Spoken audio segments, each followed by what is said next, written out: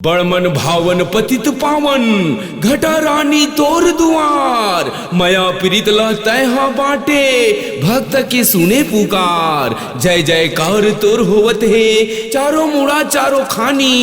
जय हो जय हो जय हो माता जय हो घटा रानी जय हो घटा रानी जय हो घटा रानी।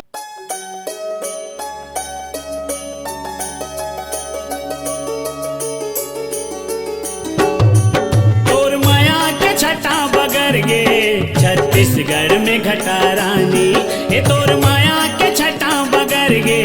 छत्तीसगढ़ में घटा रानी तोर माया के छटा बगर गे। छत्तीसगढ़ में घटा रानी तोर माया के छटा बगर गे। छत्तीसगढ़ में घटा रानी अमृत जैसे झरना बहावे पापी मन के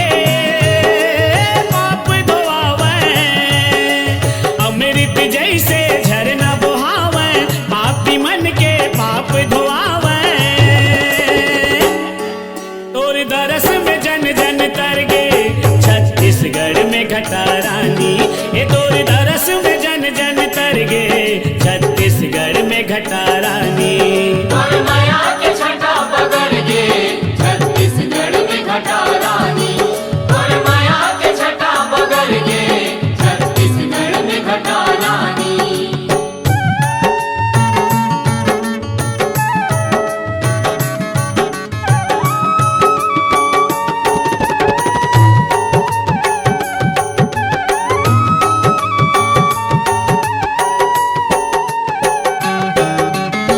तोर को रामा जंगल झारी बघवा भालू के बसेरा वो।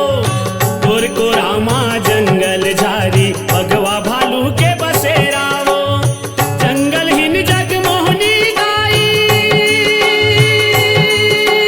मुँह लगाए डेरा वो।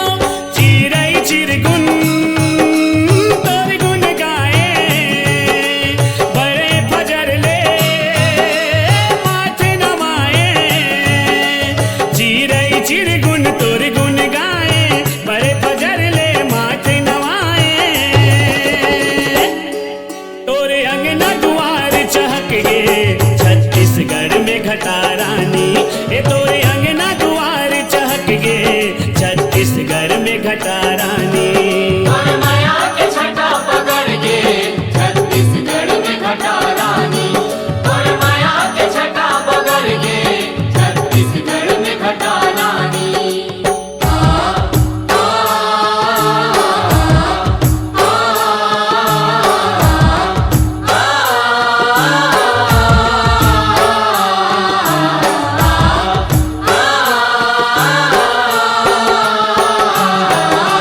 चंदा सूरज तोर नैना बने है माथे के टिकली चंदैनी वो।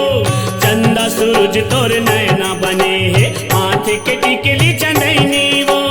जतमाई तोर पाटी के बहिनी अजब हवे तोर कहनी वो। जल देवती हा चरण पखारे पंडा बाबा आरती उतारे। जल देवती हा चरण पखारे पंडा बाबा आरती उतारे। तोर भुवन में ज्योति बरगे। छत्तीसगढ़ में घटा रानी तोर भुवन में ज्योति बरगे। छत्तीसगढ़ में घटा रानी तोर माया के छटा बगर गे। छत्तीसगढ़ में घटा रानी तोर माया के छटा बगर गे। छत्तीसगढ़ में घटा रानी